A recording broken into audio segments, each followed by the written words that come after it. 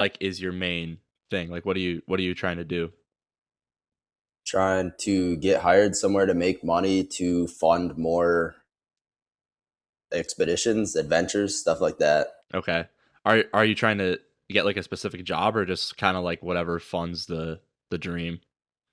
Kind of just whatever I could do, Maybe something with logistics because that's like what my major was, but I don't really have a preference because it's not going Gotcha. to be like long term probably. Yeah, I got you. So did you just get like an apartment down there or? They had the school that my friend goes to.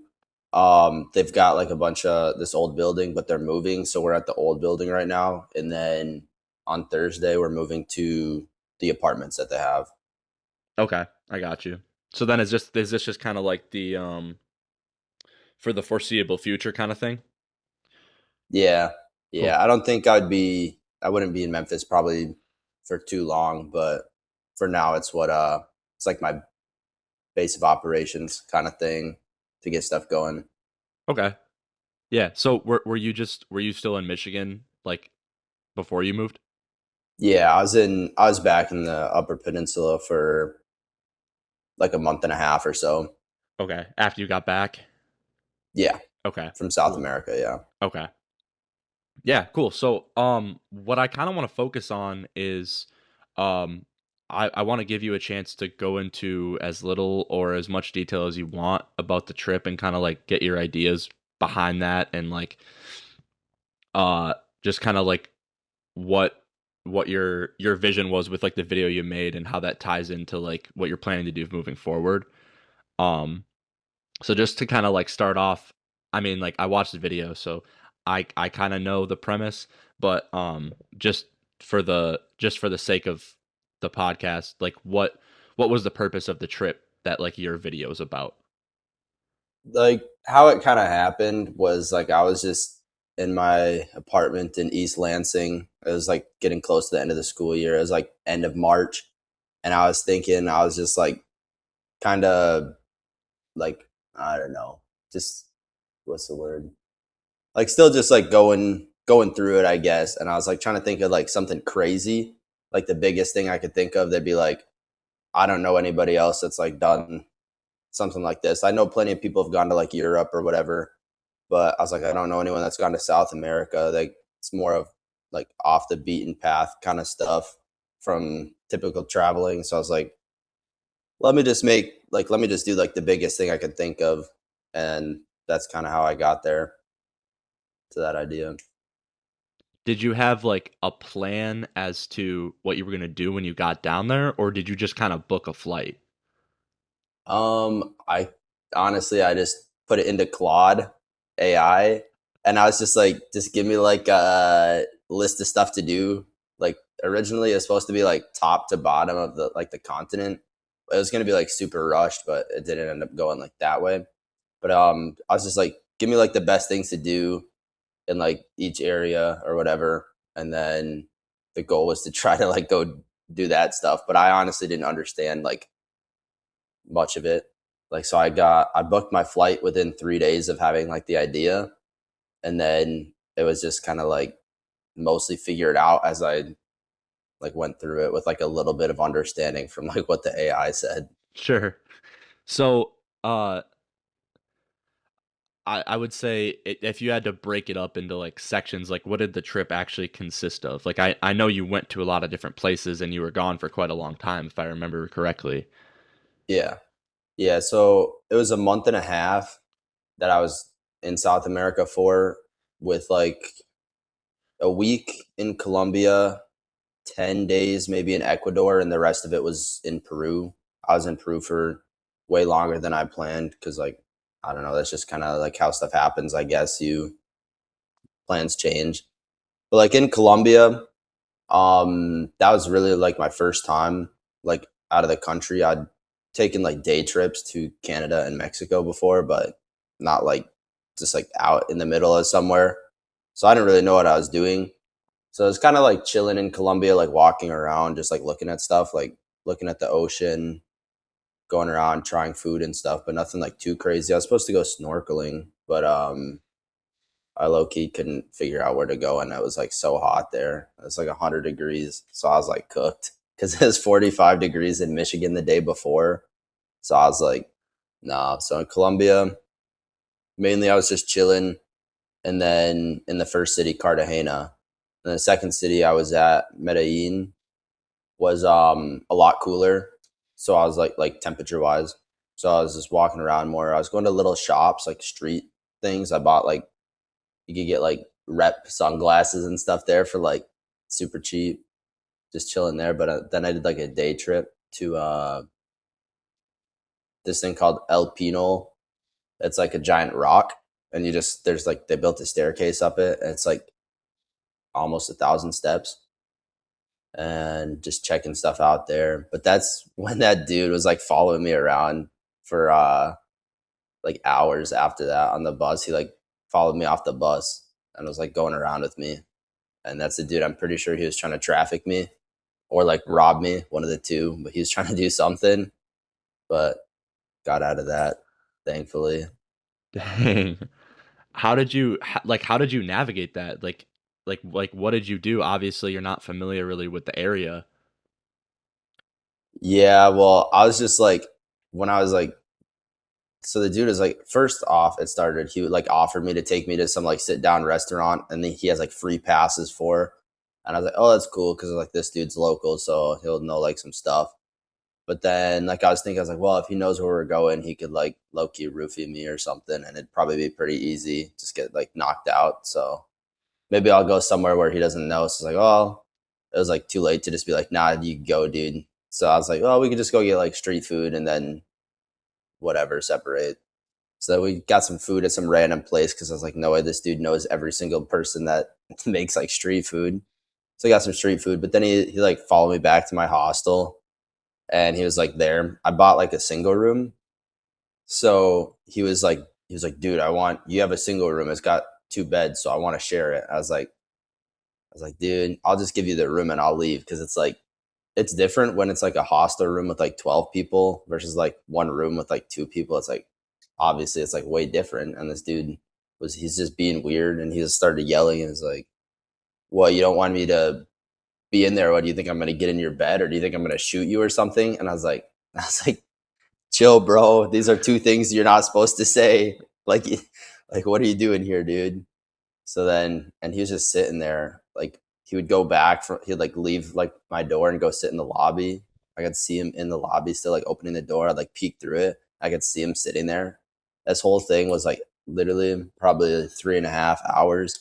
And the second I saw he was gone, I put my key at the front desk and I Ubered straight out to like the bus station, and I just left to like the airport because my flight was the next day. So I was just like, I'll just go, dude. Get me out of here because this dude, he knows like my hostel. Like he could come back. So I'm just like, nah, just get out of there. Just like keep my composure, I guess. So like, I don't know, not to like freak out because that'd probably just make it worse. Yeah. I could see how that definitely be something that's difficult to navigate. And like in my personal life right now, like like once I get done with school, I can definitely see myself like doing a lot of traveling and stuff. And like Yeah, once I can get like a sustainable income and stuff, but like that is one thing that is like you have to be aware of at all times, like yeah, no matter where you go, because especially like in America, you can kind of navigate it because most people speak English, like what like custom like American norms are. But yeah, if I were to go somewhere like down in South America where it's like a lot of people are speaking a language that I don't fully understand, and there's a lot of different norms that they have, and they also have like different dangers to that specific area. Like it's something that you really got to like be informed on if you're going to go by yourself or with a small group of people, or like you got to find like a tour guide or like someone that that lives down there.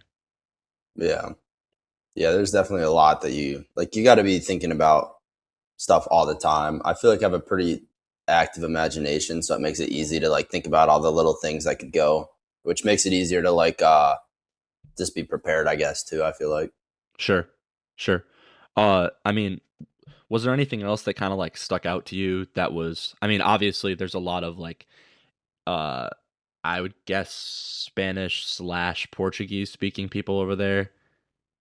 Am I correct in assuming that? Yeah, Okay. where I was at, it was just Spanish. They speak Portuguese in Brazil, but like Yeah. everywhere else is Spanish. And like, there's also like small other languages that are like similar that like more native people would speak. Like Quechua is the name of one of them. I'm not even too familiar with it, but it's like similar to Spanish, kinda, but it's like not the same fully. Okay. I was just gonna say, is there anything that else that stuck out to you that was like, noticeably different from just like the normal things that we do in America? Like for example, when I went to Europe a few years ago, I noticed just like little things that like you have to like pay to use the bathroom in most public Oh, places, you do that and in Europe? yeah, yeah, That's and it was crazy. just Yeah, like um, it was just like little weird things. Like if you go to like a sit yeah, down restaurant, like you probably don't get ice in your drink if you order a drink. And they don't have like condiments, like they don't have like ketchup or anything at the table. Like I don't mm. know, just like weird things. Like was there anything that else that kind of like trivially just stuck out to you? You have to pay to use the bathroom at most places unless it's like even at the mall. Sometimes at like a mall or something, which I wasn't there that often. Like it's like twice, but you got to pay to use the bathroom. Like any of the ones that I found, pretty much. Which I was like, it's not that much. It's like it's probably like 30 cents U.S. money, so it's like not a lot. Yeah, But it's just like one of those things. It's like, bro, I gotta have one of these coins with me at all times. It's like then they also don't have change ever. There's hardly anybody that's got like enough change. So it's like I don't know. That's just another thing too. Um, People were also way more like friendly and talkative. I feel like just like maybe in like an Uber or something or wherever I was at or like a taxi. Like most of the time they'd be like way more interested in just like asking me random stuff. They're like, "Dude, where are you from? Blah blah. Blah. Well, why are you exploring here? What are you doing?" But I feel like in the US, I feel like a lot of people are just like, "Don't talk to me. I don't know you," kind of thing. So people just seem like a lot more friendly there, I feel like, as well. And the food, I feel like they put a lot more like passion into making the food. Like they care a lot more. sure.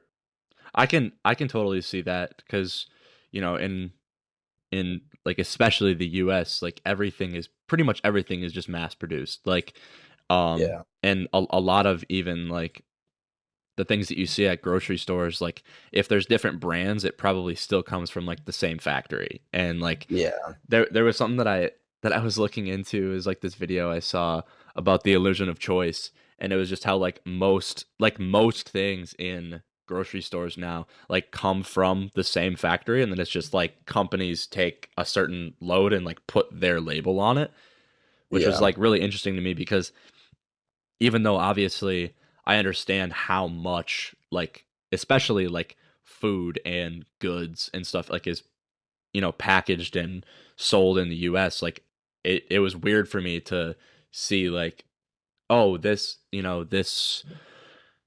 chicken farm or whatever uh supplies to like, the three biggest in the US, but Yeah. it's like it's all this coming from the same place, just packaged as like different brands, and then like the specific brands will make it into whatever they want. But I thought it was Yeah. so weird how it was like so much bigger of like a corporation than I could even like comprehend.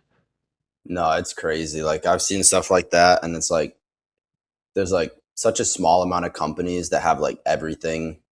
Like what was one of them like Nestle or whatever or some I think it's that one and they've got like literally like 80% of like stuff or something. It's like absurd. Yeah, yeah. Okay, well, I like one thing that stuck out to me from the video for the most part was the mountain, and I was kind of hoping that you could like talk me through what like that process was like. Like were you with people, or like was it a planned thing? Like how does that work?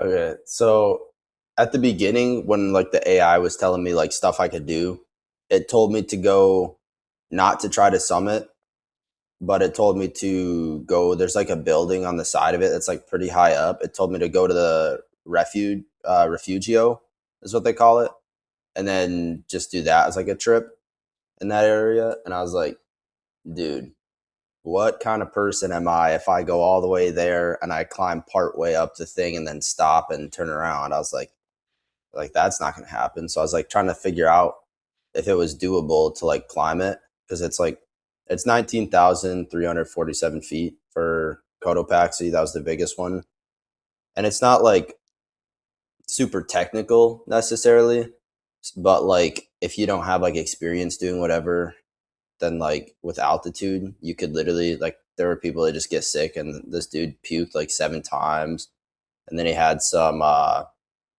other problems too, and then he got like part way whatever, but then he had to turn around because he just got sick. And I think I counted there's maybe almost half the people from the refugio that I counted that there's like half the amount of people on top of the mountain. So like I'm assuming half the people got sick or something, or maybe they weren't there to summit. I'm not really sure. But like the whole process, like I was like, dude, it can't be that hard. Was like what I was thinking in my head. The AI was like, don't try it, but then some other people were like, maybe you could or whatever. But I was like, okay, I'm just gonna go for it. Like I'll be so close. Like I'll be at the mountain pretty much anyways. It's only a few hours from Quito in Ecuador. It's like I'll just do it. So then when you're actually getting ready to climb, the guides, there, because it's on a glacier, so you have to, like, for Ecuador laws, you have to have a certified guide. So it was $350 for the guide plus like all the stuff. So it's like relatively not that much, I would say, compared to like certain other mountains. But they'd come pick you up from this hostel with like the gear. You'd try your gear on, and then they drove to the mountain, and you can drive up a little bit because it's like pretty, like the angle's not that high, and then you get to the parking lot, you walk up. I'm not really sure, it was like maybe an hour to the refugio, and then you eat a little bit and you go to sleep like super early. You try to go to sleep like 8 p.m., which obviously did not work for, like, I feel like most people, because like, are you just gonna go to sleep at 8 p.m., like just like a one-off kind of thing? Like it wasn't great. So I fell asleep probably like 10 p.m., and then we woke up at midnight. And you got to wake up at midnight to do it, because during the day, like the afternoon, if you're on the glacier and it starts to melt, it's like way higher risk for it melting, and not, probably not much of an avalanche risk there, but like when the glacier melts, and like there's like more risk for crevasse problems and stuff like that.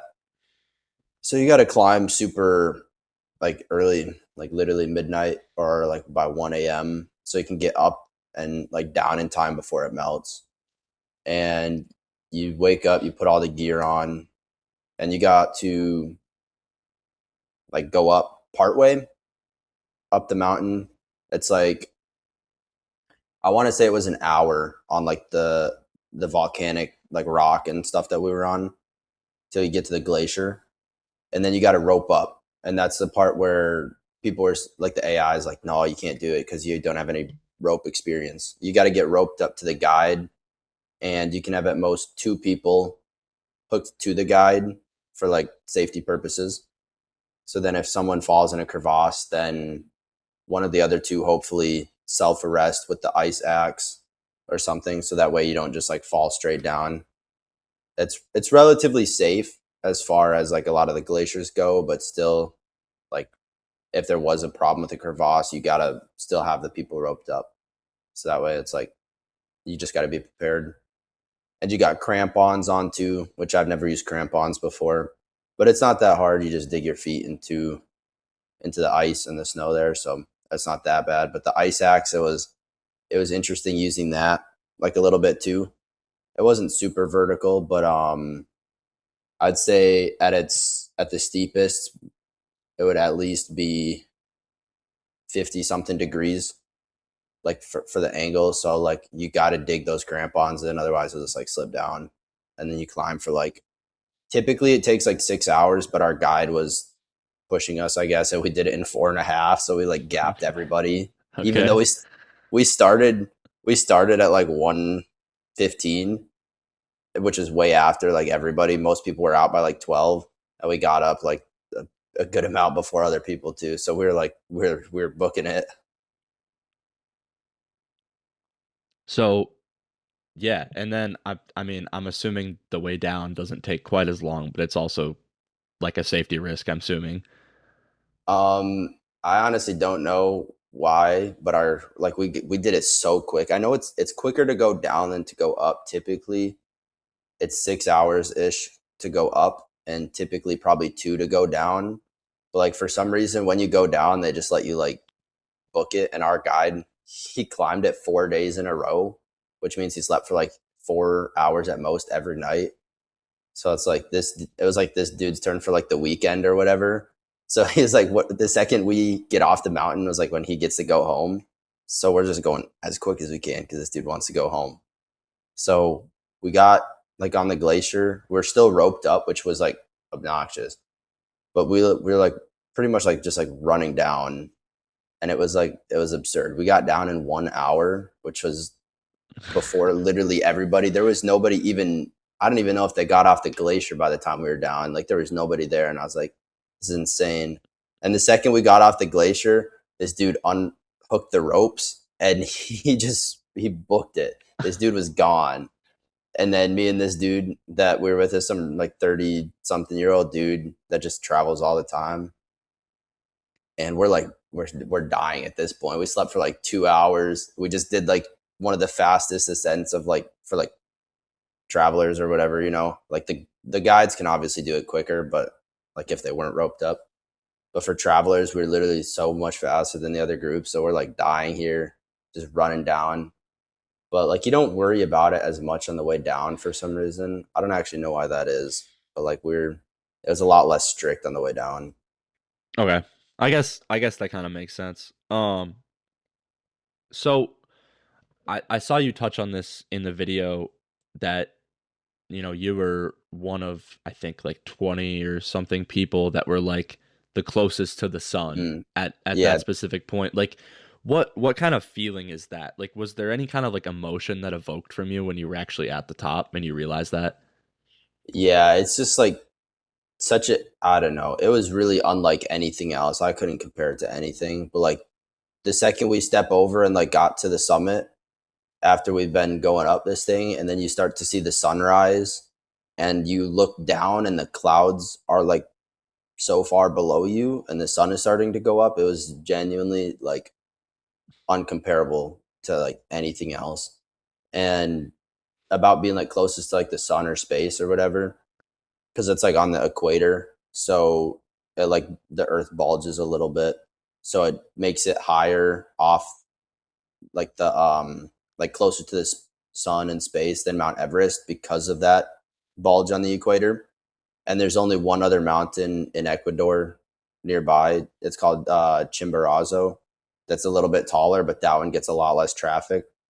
So there was like top 20, maybe 30, probably at most, definitely at most 40 people closest to space. And it's just like weird to think about, because it's like kind of like how'd I like end up doing something like this? Yeah. And I can definitely see I mean, for me, I just feel like that would remind me of like how small I am in terms of like the grand scheme of things. Like, you go Yeah. through your life and things happen to you and it kind of seems like, at times the whole world can be, crumbling around you or against you sort of and then, you go do something like that and you realize, that's really not what's happening. Like there's so many other people in the world that all have like similar problems or different problems, but the same amount of emotional weight that they carry with them. And it's just like to be in that scenario, I just feel like would would just kind of bring me down to earth, ironically, like Yeah. being that high and just noticing all the things around me and like how much more there is than just like the problems I face, however much, they do affect me. Yeah, definitely. Because like when you're like up there, you can literally you just see so far, and it's just clouds and the sunrise, and you're on like the giant volcano, and you can up there. It was kind of cloudy like inside of it because like the clouds go into it. I guess I don't know, but you can like see the crater of the volcano, and it's like an active one, so it's like sometimes like a little smoky, and it's just like this thing is so massive, and you spend this time climbing up it, and it's like it's literally just so massive, like you said, like it just makes you feel like small. Yeah. Um. All right. Now I kind of want to zoom out, and I kind of want to just get your thoughts about like the creative process of the video you made, and like what you hoped to achieve with the trip, and the video itself. Yeah. Um like when I had the idea to go to South America and like do something like just do like some massive things and stuff, I was thinking pretty quick. I was like, oh, I want to make like I keep calling it like my movie and stuff because it sounds cooler than just saying like a video.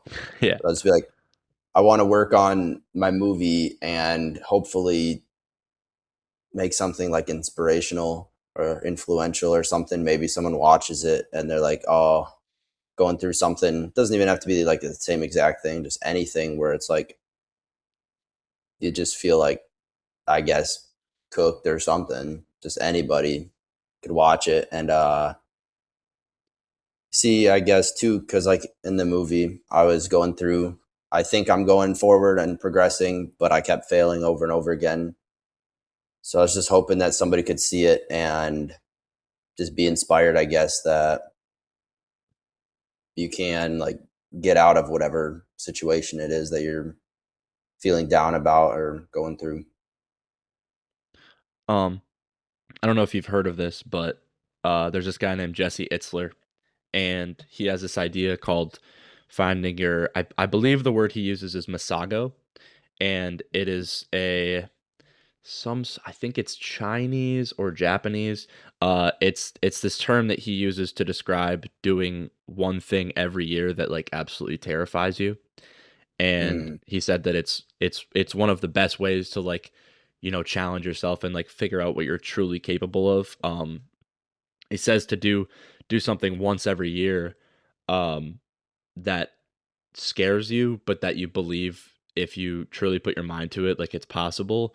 So like that was where my thoughts instantly went, was like that was kind of like your Masago, go on this trip and create this project that is like essentially like you're pooling the the emotions that you've had from your past, and you're putting them into actions for the future. So I was just kind of wondering if that had like that kind of effect on you, like I'm going to do something really ambitious that scares me and that I might not be able to do, uh but like all in the pursuit of like becoming better. yeah. Like before I went on the trip, I was like, this'll like I wasn't sure like what the outcome of this was gonna be because it'd be impossible to know like exactly what would happen. But I was like, something big has to happen when you're doing something like this big. So I was like, there's gonna be something good that comes out of doing this. And I guess I've never heard the Masago thing, but I think that's cool too because I think a lot of people keep themselves in like a little box, and they're like, "Oh, I can't do whatever. I couldn't climb the mountain." Like when the AI was like, "Don't try climbing it. Just go to the refugio." I was like, "No, we got to climb the mountain. Like, what's the whole point of putting like this limit here?" It's like you just got to go out and like do it. And if you do stuff like that, I guess enough times, I feel like you just learn a lot of stuff about yourself, and like the new experiences just change who you are. Yeah. I was kind of hoping, you could tell me like kind of what you learned about yourself from the trip, and then like any advice to, you know, people about doing things like this. That's a big question. What I learned about myself, I found out I love the creative part of like making a movie or just a video. Like I never really thought about that as like something like videoing, trying to get like cinematic shots and stuff. So I learned that I love that. And then I guess on a deeper level too, I learned like even though like I thought I had myself like out of the box of like, oh, I can't do this. Like still I was thinking even my what I thought was thinking big, I could still think bigger. There's way bigger things I could do still. And I just I think the main thing was I learned I do not want to be subject to like normal like mundane type of activities and stuff. Like some people are totally okay with say clocking into their job and they're like fine with it, coming home and watching TV, but I just feel like time is so short on this planet and there's just so much more that God has put out for us to be able to do.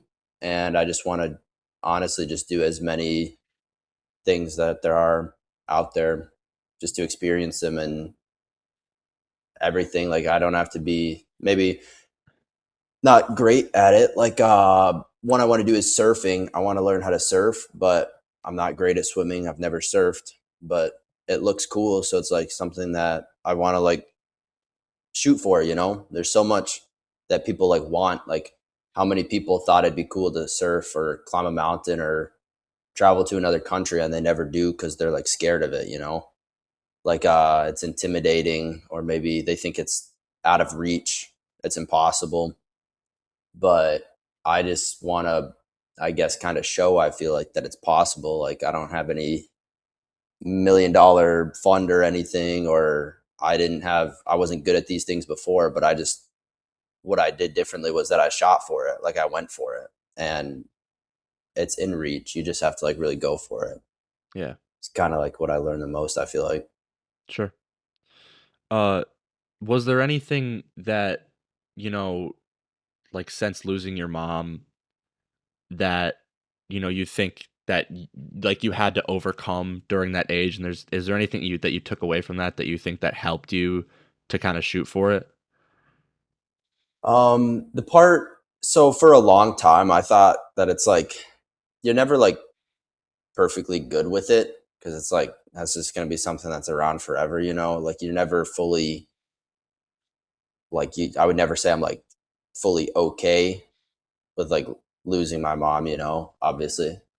But so that was like 8 years ago. So for the most part, I felt like I thought I was like doing like as good as like I could, I guess.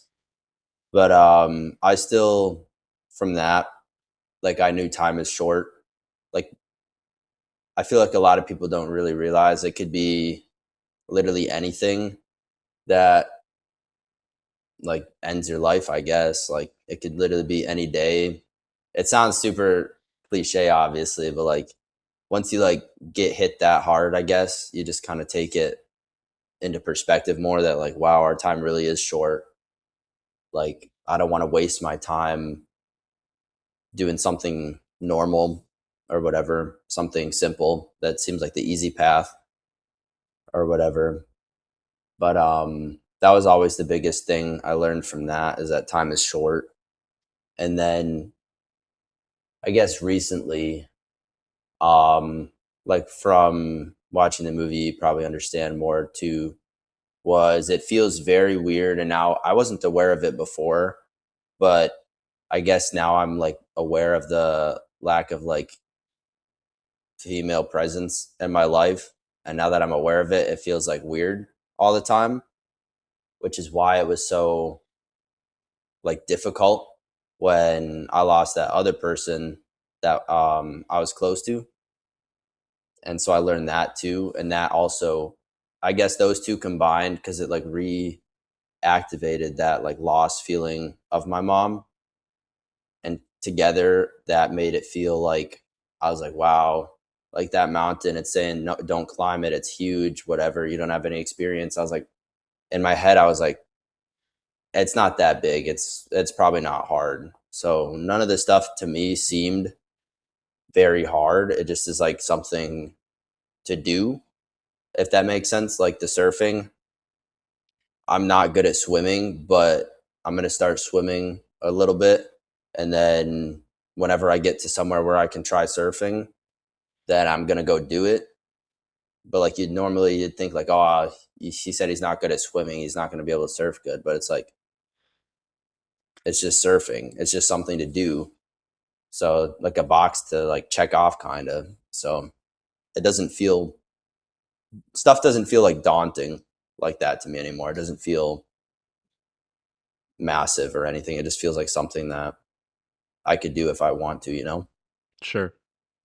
Yeah, and I think that's a very common reaction to somebody um enduring, I mean, a loss of any kind, but just kind of, realizing that uh seeing firsthand, somebody leave your life in one way or another, it's like you really got to take advantage of like the time that you have and like I guess just make the most of it and do things Yeah. that scare you so that it you realize how good you really do have it sometimes, or like you know not necessarily not liking the mundane things, but just like finding more joy and finding more light in them, like in the Yeah. day to day, in like the not so excited times. Yeah. On that too, real quick, I said it in the movie, but there's the song DTMF. Uh he says Debi tirar más fotos. I should have taken more photos. I should have given you more hugs. And that song, it like perfectly encapsulates like these ideas. Like I should have lived more in those moments that I was in. You know, like you're saying, finding more joy in the mundane things, like whatever job it is I end up doing to fund the next big thing or whatever. It's like finding joy in that, living in that moment, even if it's not necessarily the specific one I want at that time, not just wishing it away, because it's like, this is like your time here is precious. Like you got to find like the good parts about all the moments that you're in. Yeah, for sure. And that's what's something that's like actually been on my mind a lot recently, just kind of going through college and um me, like I spent a lot of time just like looking forward to the end of college because like obviously that's when like you get the career that you've been working your entire life for, and that's when you get to be financially stable and be able to kind of like have a little bit more freedom, but Yeah. also like looking forward too much to things. I feel like it really does make the days go by fast, like, which is good if you're looking towards something, but also I feel like you lose out on a lot of just like those mundane days that there are things to find in that, but like acknowledging that you do have like a finite amount of time, like you need to make the most of it instead of just like waiting for it to be over, because there's always going to be something that you just like are wanting to be done with, you know what I mean? Yeah. Yeah. 100%. Like, it's like a simple example too, but I just thought of it. Like, I had like some bus rides that were pretty long, like a 13-hour bus ride from one place to another. And that's one of the easiest things to just be like, oh, I want it to be done, I don't want to do it. But now it's like thinking back, it's like, it's another experience. Like I had 13 hours in some bus, and it's like something that I'll like remember about, even though it's not necessarily like anything glamorous and it wasn't very fun, but it's like, that's just part of like your life now. Like you have that experience, I guess. Yeah.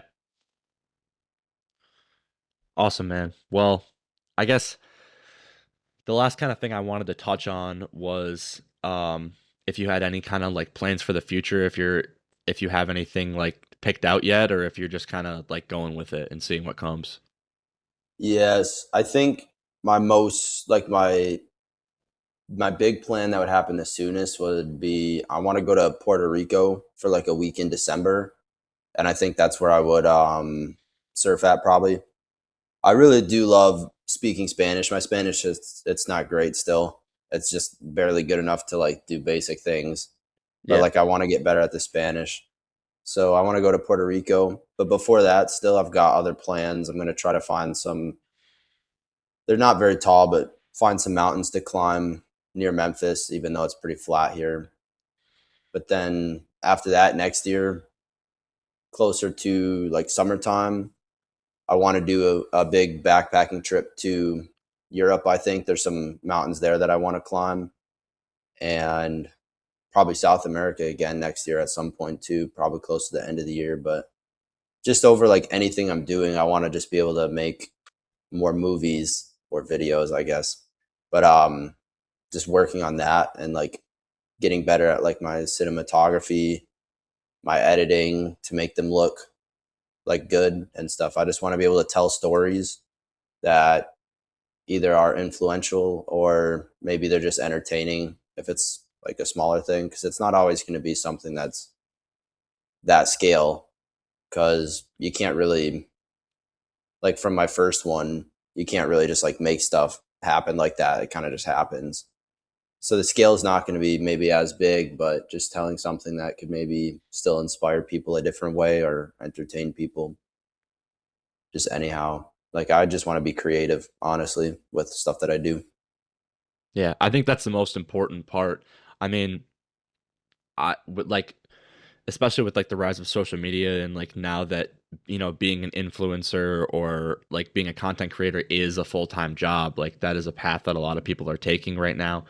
um I think we've gotten so far away from like actually like when we follow somebody, we want to feel like we can relate to them in one way or another, or Yeah. um like in whatever way that may be. I feel like a lot of people try to make themselves like more of an eccentric, like appealing to the masses figure, Yeah. when like it's now that like we're realizing, I mean, especially with people like, I don't know if you know who Higher Up Wellness is, Yeah. Yeah. but like especially people like him, like that's someone who has done the same thing for 4 years, and it's literally just like pull up his phone and just talk like about whatever's on his mind.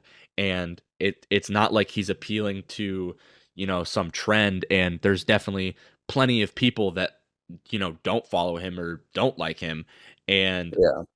it's just like, I like we like you can't really try to appeal to everybody, because then you're actually going to appeal to nobody. And I feel like we Yeah. need to really get back to just the fact of living your life the way you want to live, documenting it, and then just like being yourself and being honest with the people that do choose to follow you. Yeah. 100%. Like I feel like a lot of people just make things seem like maybe that's their method or whatever, but they just do things to like it's like a whole different person. Like they're not themselves. They're just doing stuff. Or a lot of times people, it's like they'll lie about whatever to make whatever thing it is they're talking about seem good or something.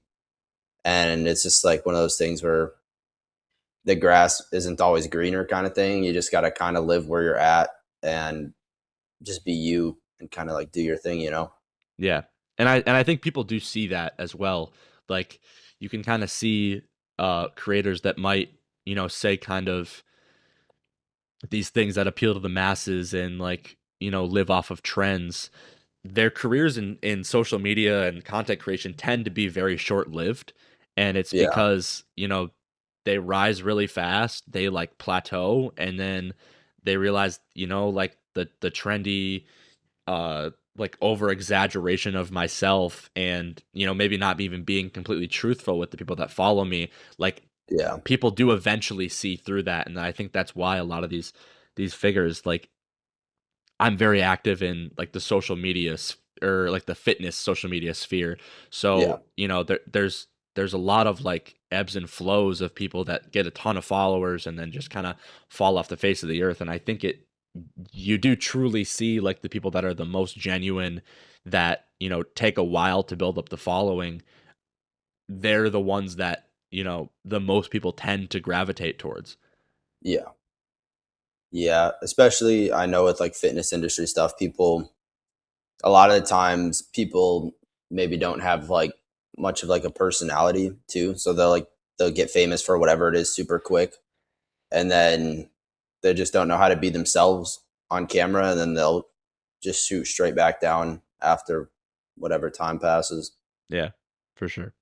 Yeah, so I mean, I would definitely say if you're up for unsolicited advice, just like don't stray away from like the first video. I can tell like I've known you for years, like that was you, like that was genuine. And I really hope to see like moving forward, like I'll be watching and I know others around me will be too, but just like to kind of, stay with that and just stay true to yourself, do what you want to do, and if you inspire other people, great. Yeah, thank you. Yeah, of course. Um Well, I mean, that's everything I had for you. So I guess the floor is yours. Do any kind of like whatever you want to promote. Let people know where they can find you. Check out the movie From Colombia with Love on YouTube. My channel name is Brayley Pierce Films. Check it out if you want to hear, I guess, about the story in depth, like everything that went into it, kind of. I don't, I don't know. I don't have a great promo No, that's ready. good. I mean, whatever. I'll tag your Instagram and stuff too. But uh, Yeah, well, cool, bro. Thank you so much for your time. Is there anything of else course. Yeah. that you had for me? Um, um, Talk about like the podcast a little. Like, what interests you about the podcast? Sure. So I would say I don't know. Do you listen to a lot of podcasts at all? I don't. I hear people tell me all the time I should, but it's just one of those things like I haven't like gotten into really a couple podcasts, but not really that often. No. Sure. So, one of the main reasons I did it is I've listened to a lot of a podcast called Modern Wisdom.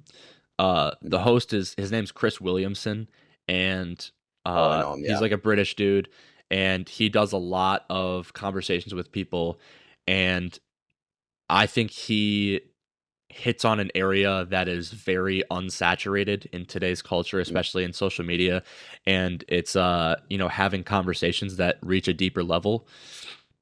And I kind of felt like that was a space that I could fill because I feel that I'm one of those people that does enjoy having those deeper level conversations with, whoever's is open to them. Yeah. And I also believe that uh everybody's words have value and everyone has a story to tell. And my goal is just to, share as many of those stories as I can. That's cool. Yeah. Yeah. And then I guess another reason would be kind of that piggybacks on top of that is um I never want to be someone that I get into my adult years and I'm like really not good at public speaking. Like that is one of my greatest Mhm. fears.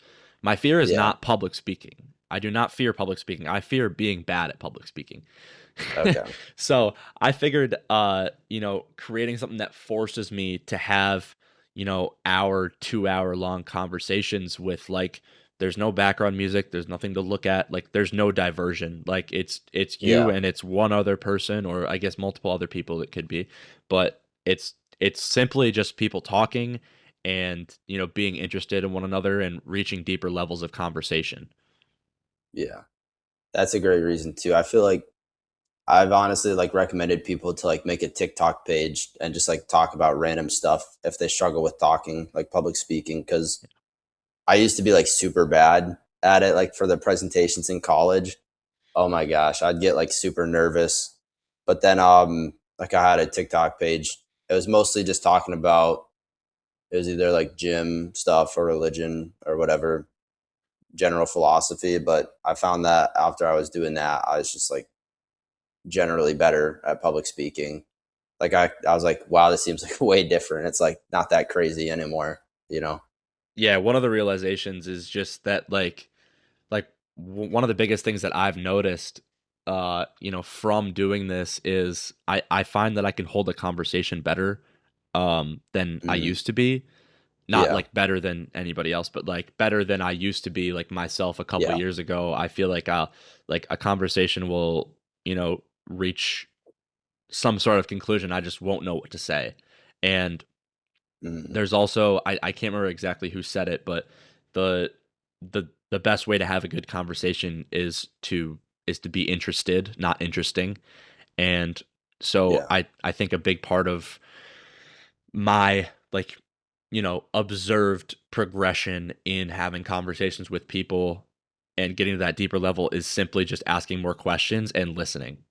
Like, and yeah, it's so simple. And then on the other side of that, like when you look at public speaking, when it's like you're the person, you're the only one there and you're supposed to be interesting, just understanding that, you know, if you take like a college presentation, like you said, for example, the the majority of people in that class, they do not wish bad on you.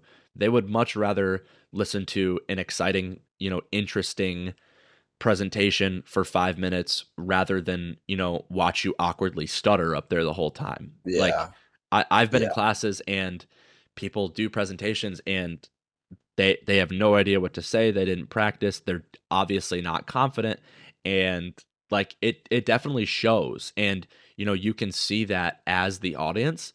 And like the biggest thing is just realizing the people that are sitting in front of you, for the most part, they do want to see you succeed, and it's not like they're like waiting for you to mess up. yeah, So I definitely. don't know. That's just kind of a couple things that I've picked up for doing this for like about a year or so, just kind of on and off. But yeah, I there's also a lot of people that I look up to that have helped me a lot in my life. Obviously, like my family and stuff, but just like people that I've seen online or met in my life that inspire me in one way or another. And I hope to build a platform that allows me to reach the people that might not be able to see me without many viewers yet. So Yeah, I mean, I figured this is the only way to grow a page is to just grow the amount of content on it. So yeah, for sure. cool, bro. Well, I mean, if there's nothing else, this was fun. I'm very thankful for you. Thank you for sharing your story. And yeah, I'll get this out in the next couple of days. I'll send you a link to repost or whatever you want to do, and then Cool. we'll keep in touch. For sure. Yeah, thank you. It was fun talking to you. Cool. Good questions. Thank you, bro. All Yeah, right. yeah.